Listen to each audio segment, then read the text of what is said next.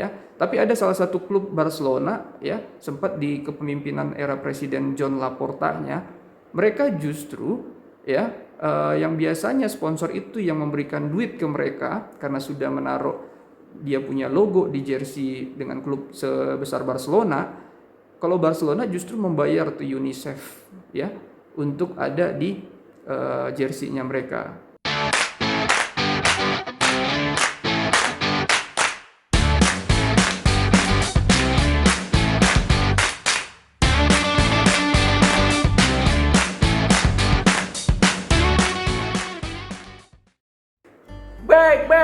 Back again. Hola teman-teman Slim semuanya, kembali lagi Seven Production.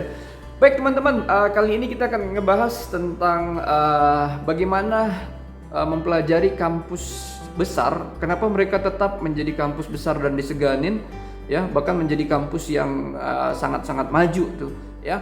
Yang pastinya kampus besar menjadi besar itu bukan karena kebetulan gitu ya, karena bukan ujuk-ujuk tiba-tiba mereka menjadi sebuah kampus besar.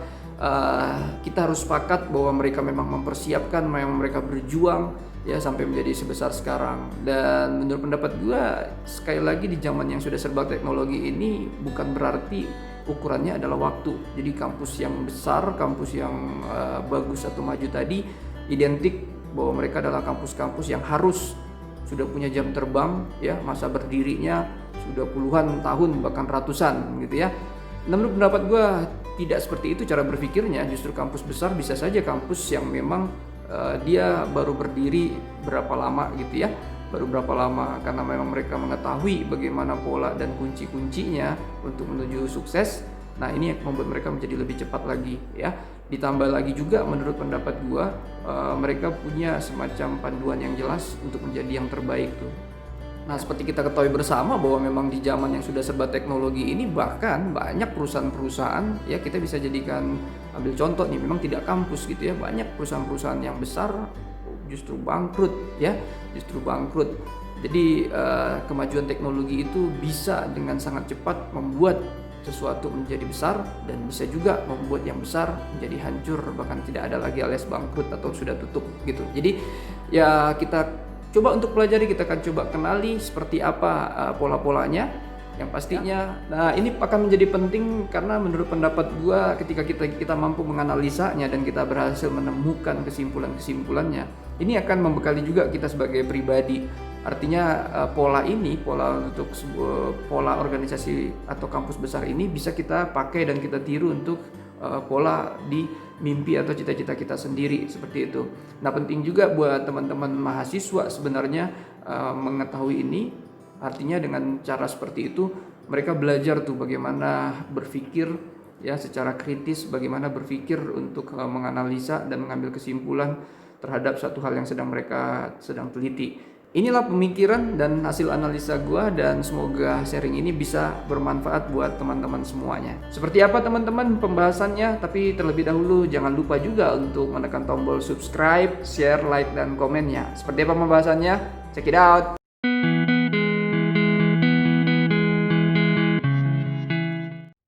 Nah baik, yang pertama gue ngelihat teman-teman kampus besar masih bisa tetap menjadi kampus besar dan maju. Ini karena memang mereka sadar dan mereka sangat tahu di mana kelebihan mereka. Ya, mereka mengerti tuh positioning mereka. Jadi penting buat kita mengetahui bahwa yang pastinya kita nggak bisa mahir dalam segala hal gitu ya.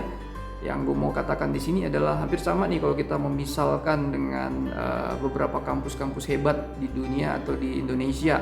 Taruhlah di Indonesia gitu. Kalau kita bicara kampus UI gitu ya, pasti mereka punya yang menjadi kekuatan terkuat mereka itu lebih di lulusan yang mananya. UGM juga seperti itu ya. Tuh, misalnya kayak UGM misalnya lebih kuat di research-nya sehingga memang semua dosen-dosen, mahasiswa-mahasiswa kalau memang mau dapat rujukan bahan penelitian, seperti apa penelitian, hasil-hasil penelitian, mereka bisa ke UGM gitu ya, ke Gadjah Mada di Jogja gitu ya. Nah jadi sama juga di luar negeri gitu ya, kita bisa mengatakan Harvard gitu ya. Harvard menjadi salah satu kampus yang diseganin ya, salah satunya dari lulusan-lulusannya yang, atau mungkin ya bukan hanya sekedar lulusan tapi mahasiswa yang drop outnya ya memang jadi pengusaha sukses saat ini gitu. ya bisa kita googling sendiri tuh bagaimana orang-orang seperti Sergey Brin, Larry Page gitu ya, penemu atau pemilik Google gitu ya, Mark Zuckerberg, Microsoft ya dengan Bill Gates-nya. Ya kita melihat bahwa mereka sendiri menyediakan yang namanya ekosistem buat para entrepreneur di bidang digital gitu. Nah, jadi kampus besar bisa menjadi semakin besar menurut pendapat gua karena mereka memang mengenal di mana kekuatan mereka dan mereka memfasilitasi ya habis-habisan di sana. Jadi ini juga sebenarnya kalau kita pelajari bagaimana Amerika menjadi negara yang sangat-sangat superpower karena memang mereka menguasai yang namanya kemajuan deep tech gitu ya. Negara mereka menjadi negara yang dikenal sebagai negara yang pertama kali menggunakan internet ya sepengetahuan gua dan berkembang sebegitu cepatnya di sana sehingga jangan aneh kalau seandainya mereka sangat mendukung kalau rakyatnya yang memang berusaha membuat aplikasi-aplikasi baru gitu. Makanya banyak yang lahir semacam aplikasi atau sosmed Facebook, Twitter gitu ya dan juga Google ya, YouTube itu semuanya di negara mereka karena mereka tahu kekuatan mereka di bagian teknologi dan ilmu pengetahuan dan pemerintah mereka juga sangat-sangat menseriusin dan sangat-sangat memfasilitasin supaya perkembangan rakyatnya terhadap ilmu pengetahuan dan teknologi semakin terus maju dan menjadi terdepan bahkan menjadi pioneer di kategori tersebut. Itu juga sebenarnya yang kita bisa lihat dari kampus-kampus maju tersebut ya, kampus-kampus yang ada di luar negeri dan kampus-kampus yang ada di dalam negeri ini. Mereka sangat kuat di kategorinya. Ini menjadi sebuah keunggulan tersendiri, menjadi value buat si kampusnya. Dengan cara seperti itu pasar, kompetitor bisa mengenal seperti apa kekuatan mereka.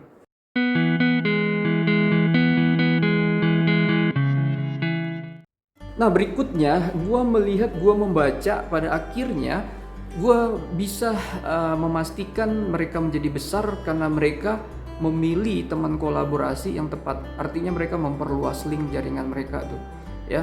Jadi kampus-kampus besar ini sangat-sangat identik dengan jaringan gitu ya.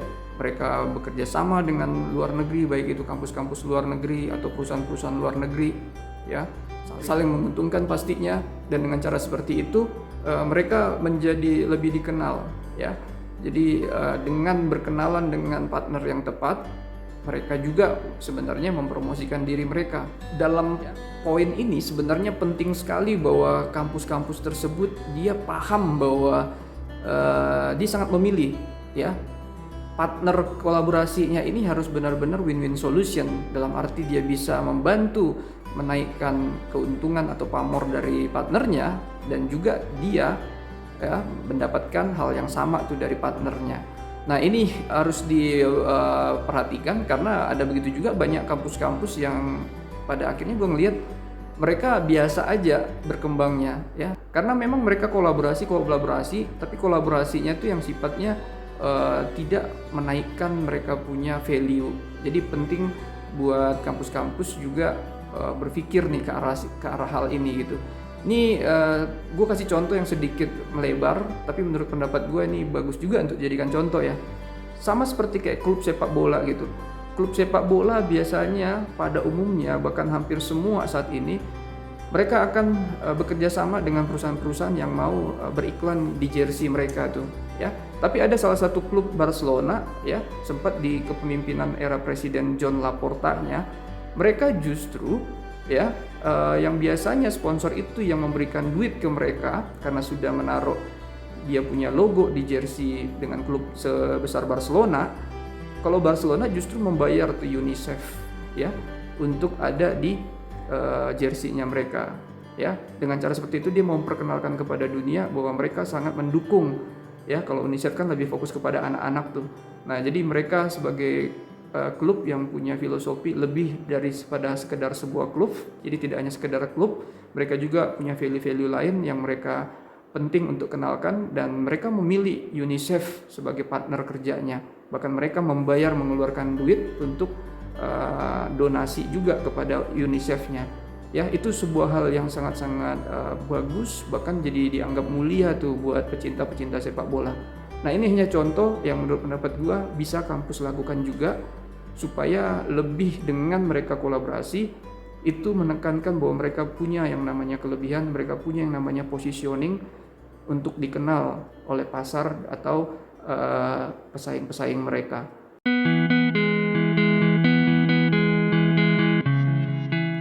Nah, hal terakhir ini sedikit klise gitu ya, tapi harus diakui. Bagaimanapun juga kalau gue melihat kampus-kampus besar, terutama di Indonesia, dia bisa menjadi kampus besar seperti sekarang, ada kontribusi dari semangat alma mater. Ya, teman-teman, gue melihat bahwa semangat alma mater ini gimana ya, dia punya keterikatan yang sangat-sangat kuat gitu loh, emosionalnya sangat kuat. Kalau di kampus perhotelan itu kita bisa ngelihat tuh ada begitu banyak misalnya lulusan-lulusan NHI, STP Bandung, ya, Sekolah Tinggi Pariwisata Bandung.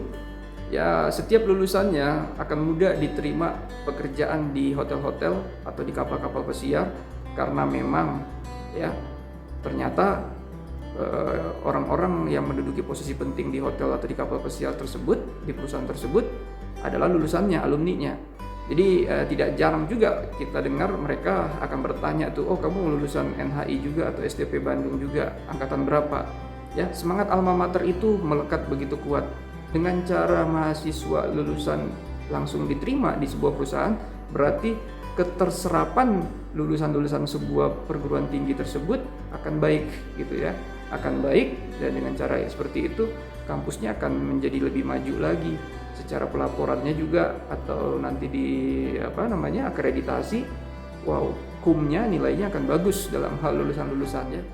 Jadi semangat alma mater ini sebenarnya dipersiapkan nih oleh kampus-kampus besar.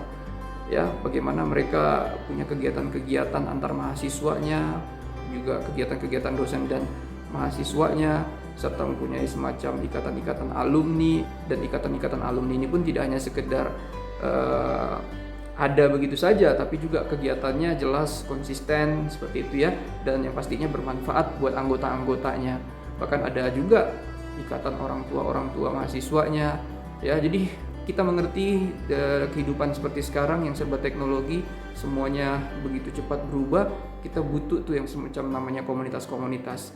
Dan komunitas-komunitas ini kalau misalnya sudah merasa ada manfaat di dalamnya, dia akan punya semacam sisi emosional yang kuat, artinya saling membutuhkan dan saling membantu di dalamnya sangat kuat ya. Nah, jadi tugas juga buat kampus-kampus yang baru berkembang atau yang akan maju ya, untuk mempersiapkan bagaimana mereka mempunyai semacam prinsip supaya alumni mereka ini punya keterikatan, keterhubungan yang terus ada kapanpun, sampai kapanpun juga. Ini menjadi PR. Ini bukan hal yang mudah sebenarnya untuk dilakukan, tapi juga bukan berarti mustahil. Sehingga kampus yang memang melirik hal-hal seperti ini, kampus yang mempersiapkan dan juga berjuang bekerja supaya semangat alma maternya ada, ya, mereka akan meraih hasil dari apa yang mereka tanam. Dan biasanya hal itu juga lah yang membantu mereka untuk naik. Kita juga kan sering melihat bahwa banyak lulusan-lulusannya yang menjadi promotor atau orang yang mempromosikan kampusnya ketika dia sudah sukses besar. Nah, baik teman-teman, itu saja mungkin pemikiran gue terhadap kenapa kampus besar semakin besar dan bahkan maju, unggul, menjadi master di sebuah kategori atau positioning yang dia pilih, ya, yang berhasil dia menangin. Dan teman-teman, semoga juga kampus kita, tempat kita kuliah sekarang, akan menjadi kampus yang besar, banyak manfaat buat masyarakat dan kehidupan. Terlebih lagi juga kita pribadi-pribadi yang senang dan mau berbagi untuk kebaikan-kebaikan yang ada di dalam kehidupan ini. Di antaranya berbagi untuk tetap menekan tombol subscribe, share, like, dan komennya. Oke teman-teman, subrek. Thank you very big and God bless you all. Out.